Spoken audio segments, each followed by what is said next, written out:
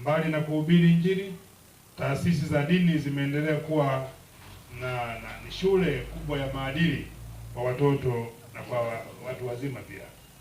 Lakini pia imeonyesha uzalendo, amani, upendo na mshikamano kama taifa. Ninavyoimba hizi nyimbo ni sehemu ya mahubiri.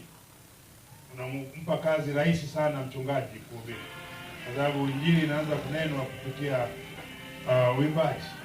Kwa hiyo mwishoni inakuwa kazi rahisi sana. Kwa makanisa haya yamekuwa mstari wa mbele katika ujenzi wa jamii na kuweka hofu ya Mungu na kuhimiza uwajibikaji, kulea vijana katika maadili mema na kusaidia kutatua changamoto za kijamii. Kwa kanisa ndio maana kuna baraza kuna umoja wa viongozi wa dini, wanakutana, wanazungumza, wanashauri ili kuweka ustamilivu na umoja katika taifa. Kwa mchungaji, katika kipindi hiki ambacho taifa letu linaendelea kukua kwa kasi, mchango wa taasisi za dini hauepukiki kuliko wakati mwingine wowote. Nimefurahi kusikia kwamba kanisa la Ebenezer Tempa limejikita katika kuwalea watoto, vijana, wanawake na wanaume. Huu ni uwekezaji mkubwa na muhimu sana kwa maendeleo ya jamii ya taifa kwa ujumla. Kwa muda mwingi malezi yamekuwa ya wanawake tu, lakini wanaume wamesahaulika. Ndio maana nimesema mara tatu, na wanaume. Na wakati mwingine sisi wanaume ni wepesi wa kutelekeza familia. Kwa hiyo kunapokuwa na malezi pia ya wanaume na huduma ya wanaume kama baba wa familia, inasaidia sana kustabilize familia zetu.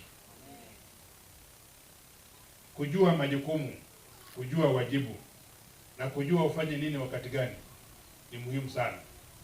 Manake semina nyingi zilikuwa za wanawake kwa muda mrefu, lakini kunapokuwa na semina za wanaume inasaidia sana baba mchungaji kuweka mustakabali mzuri wa familia kwa ujumla. Nalisema hili kwa sababu sisi wanaume huwa ni wepesi sana kukimbia familia pale mambo yanapokuwa magumu, lakini mama huwa nakufa na kwa kunapokuwa na huduma hii pia ya wanaume inasaidia sana kuwajenga wanaume na kujitambua kama baba wafanye nini na wakati gani. Nafasi ya wanaume isipokwe, ibaki pale pale.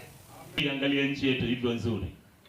Katika nchi nzuri, wewe tazama ramani zote, angalia nchi zote, mataifa yote, utaangalia nchi nzuri. Imebaki moja tu, Tanzania. Inawezekana. Tumshukuru Mungu kwa ajili ya taifa hili. Tumshukuru Mungu kwa ajili ya watu wake. Tumshukuru Mungu kwa ajili ya ardhi aliyotupa. Tumshukuru Mungu kwa ajili ya rasilimali tulizonazo, kwa sheria tulizonazo. Tumshukuru Mungu.